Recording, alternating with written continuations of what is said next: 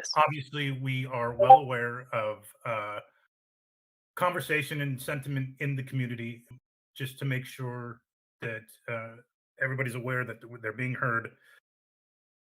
What's going on, ladies and gents? Welcome to VV Investments. I appreciate you tuning in. On today's episode, we're recapping the March community update video. So if you guys enjoy the content, make sure to like and subscribe. Comment down below what you want to see in a future episode. Without further ado, sit back, relax, enjoy.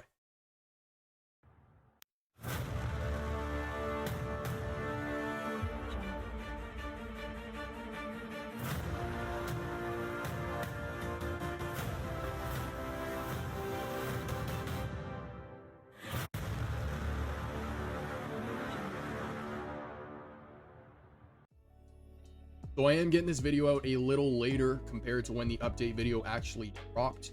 Now, for anyone who made it to the end of our last episode, I did want to kind of take my time with this video. The community seemed quite happy after the call, so I wanted to make sure I wasn't missing anything and providing you guys with the best summary I could.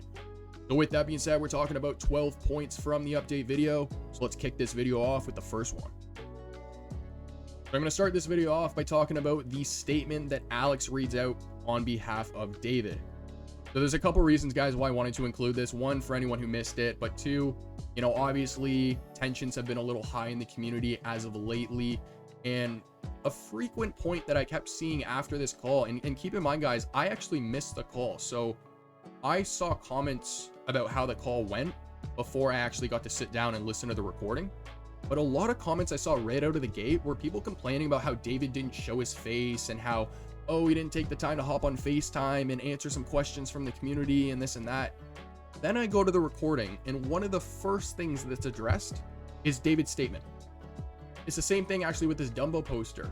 I got so confused when the community just blew it up because I looked at this and I was like, why is everyone all of a sudden just acting like they didn't know Veve was centralized? Like they didn't know Veve had the keys.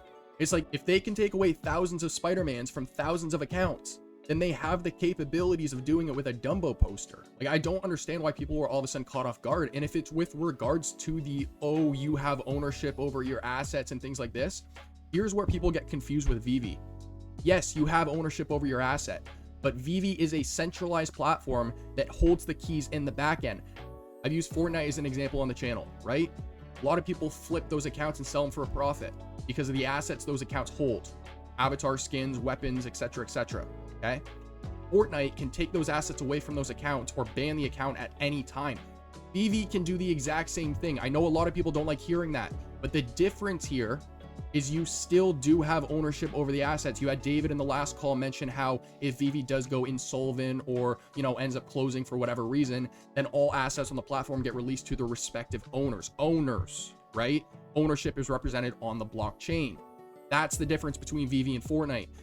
But when I hopped on Twitter and I saw people blowing up what was considered just old news, I was like, what the hell is going on?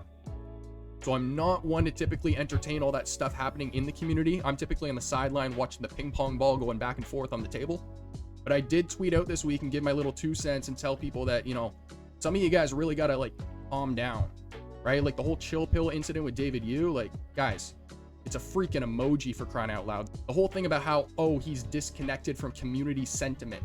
Guys, he just gave a statement. He's traveling around the world nonstop, working more hours than anybody complaining on Twitter. And it's how I started this video. Again, it's one of the first things that was addressed in this call. Alex literally says, we understand community sentiment. We're monitoring socials. We're watching all this. Yet for some reason, some might notice it, some might not. There is a common pattern where every single time the team hops on a video call or an AMA, they're constantly having to correct some sort of speculation, rumors, or accusations, right? They get spun out of control because a lot of the things like David's statement or Alex mentioning that they understand the sentiment just goes in one ear and out the other. So anyways, I'm going to stop rambling here, listen to David's statement, we'll move on to the next point, and we'll leave it at that. Hey there, Veve fam. Sorry it's been a while since we've spoken. Dan and I have been living out of suitcases as we've been traveling all over the world to promote the platform and work to bring new licensors, partners, and collectibles to the platform. Despite the busy schedule, I wanted to address a concern I've seen voiced in our social spaces. Recently, one of our Veve collectors contacted us directly to inquire about the potential of acquiring a large number of comics and collectibles, including some of the held quantities. It's common knowledge for our users that of the digital collectibles and comics we license, create, and produce, a certain number of editions are held back and retained by our company. Different elements impact that total number held, to include licensor and contractual obligations and our own promotional and archival needs, as the company that creates and distributes these products. This was an unprecedented event, but we determined the fair cost for such a sale, and the transaction plus trade was completed off-app because it included some withheld editions and the amount was too large to be done by loading the needed gems via bank or credit card. Ultimately, here at Veve, we are in the business of connecting global collectors with the collectibles and comics they know and love. But we understand by user feedback that perhaps this transaction was made in haste. As such, we are working to establish a more transparent and intuitive way to broker sales of this nature moving forward. All of this being said, we hear your frustration and we understand your confusion. I come from a physical collectible sales background where these large-scale sales are something that I'm very familiar with, and I didn't realize the backlash a direct-to-consumer sale would incite. The communication could have been better, and we will take this as a learning opportunity for the future. As always, here at Veve, our collectors are the heart of the decisions we make. We will continue to evolve, improve, and change the way the world collects globally. Big things are coming for Veve, and we are excited to continue sharing our vision for digital collecting future. So with regards to the Platinum Moment drop, the issue was that when the drop happened, they said that a quote-unquote drop mechanism redeemed sub 40 mints. So I guess it was a little bug in the back end. Now, Mitch did actually claim responsibility for the mistake. He said it was with regards to him missing some sort of deadline. He wasn't too specific with it. I wouldn't really expect him to be. In fact, he actually didn't even really need to claim the responsibility. He chose to himself. At this point, the conversation was really done. But the result of this was anyone who did end up getting one of those sub 40 mints, I think it was number 26 I saw, their posters were exchanged for a mint number above 40. It was still very, very low, but they were also compensated gems in exchange for the mistake. I believe it was 250 gems for the holder of number 26. That's the amount that they were compensated. So Mitch did also give us some updates on the VeVeVerse. So originally the VeVeVerse was planned for Q1. However, as we all know, it has been pushed back a little bit. So the initial beta participants have been identified and the invites are going to be sent out mid-April. Now, subsequent groups are going to be invited as the team monitors progress with that initial beta group. And they're expecting access for everyone to be accomplished throughout Q2, so throughout the coming months. Mid-April is right around the corner, guys, so I am super excited to start seeing some clips and videos of people inside the VeVeVerse. But with regards to their overall roadmap, Mitch did also say that they're making good progress on everything within that roadmap. Now, with regards to MCP, for those who don't know, it is currently in beta. The team's main focus is to continue rolling out phase 1 to the rest of the user base over the coming weeks. And they're also focused on fixing calculations for total and daily point accumulations. There have been some bugs related to point calculations. We have seen a lot of screenshots from people whose points have been corrected, but I do also believe they're setting up some form of medium for you to be able to communicate any issues you're having with these calculations. Next up, so I was actually, this is something I did not expect, but I'm very pleased they're doing it. They are merging MCP and OUP together. So, in Reese's words, they are merging OUP and MCP into one holistic loyalty program. So it's a way to reward all collectors instead of focusing on, just token holders for the OMI utility program and then just collectors on the app for the MCP. By combining the two programs, they say it's going to provide for a better experience and more possibilities in terms of rewards for collectors. Now, they say it's going to achieve a degree of synergy, and one way they're doing this is by combining the ranks and levels from the MCP with the OUP. So they say there's going to be 100 levels, 20 ranks, within those ranks 5 classes. So you're going to have bronze, silver, gold, platinum, diamond, and within each of those 5 classes, you're going to have 4 ranks. So bronze 1, 2, 3, 4, silver 1, 2, 3, 4, gold 1, 2, 3, 4, etc., etc. And with regards to the name, they are going to be taking away the OUP title, and they're going to be keeping the name Master Collectors Program, or MCP. Now, with regards to Wire, unfortunately, we are going through this again, but there's a temporary pause as of March 29th, 11:59 p.m. PST. So this pause is already in place. Unfortunately, nothing in Veve's control, but they did mention that integration with new banking providers is underway and that users on the Veve app, this is something I really liked hearing. We can expect alternative payout options in the future. So Mitch did say that we're likely going to be able to choose which vendor we want to use. Now, Mitch does say crypto pay-in is ready. It has been rolled out to 20K, in his words, critical mass users. But despite seeing good results so far, Mitch has actually chosen to withhold the feature from public use. His reason behind this is because of the pending situation with Wire.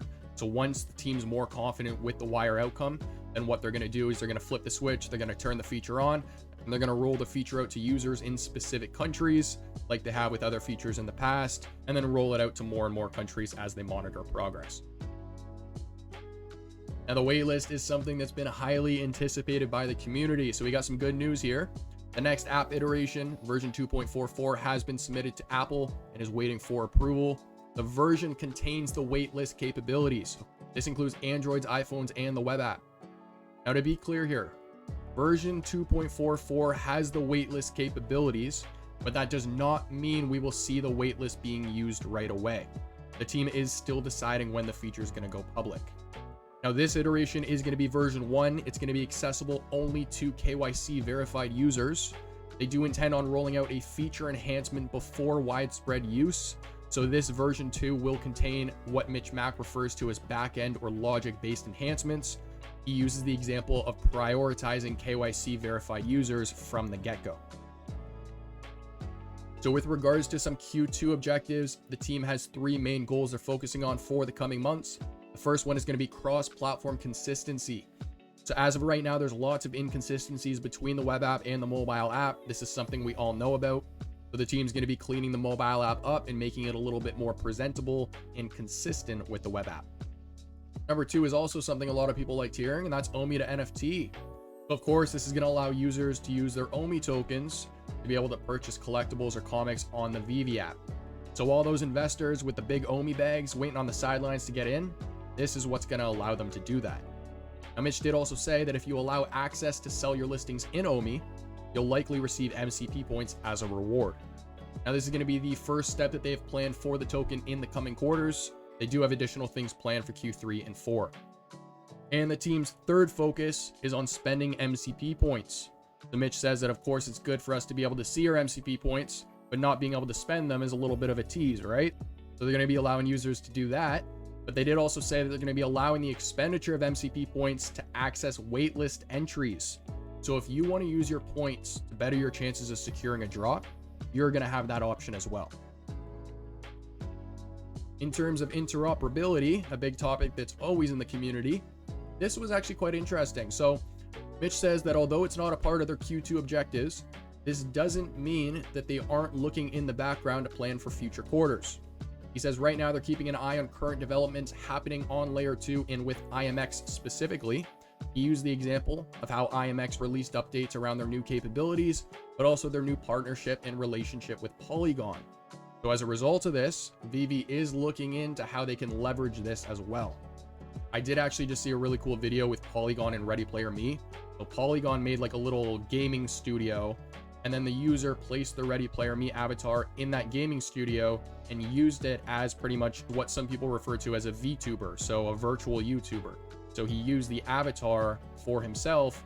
Actually, for anyone who's familiar with my early videos on this channel, I actually used a little avatar for myself. My camera ended up breaking and I can't really use it the way that I want to, but it was essentially that, but on steroids. So I'm curious if that's something we're going to be able to do in the VeVeVerse. Second to last, they talk about how the team is now starting to work on tasks congruently and not one by one. So for anyone who did know, back in the day, the team was actually doing this already. But what they found was that, when the community raised a bunch of points and they started to focus on all those points at once, they weren't really getting much done at all. And this was obviously because the size of their team was much smaller. So now they're at a point where David and Dan are confident enough to start scaling their teams in order to deliver features simultaneously. So this is exciting to me because we should start seeing a little bit faster progress across multiple different features on things like the OUP roadmap.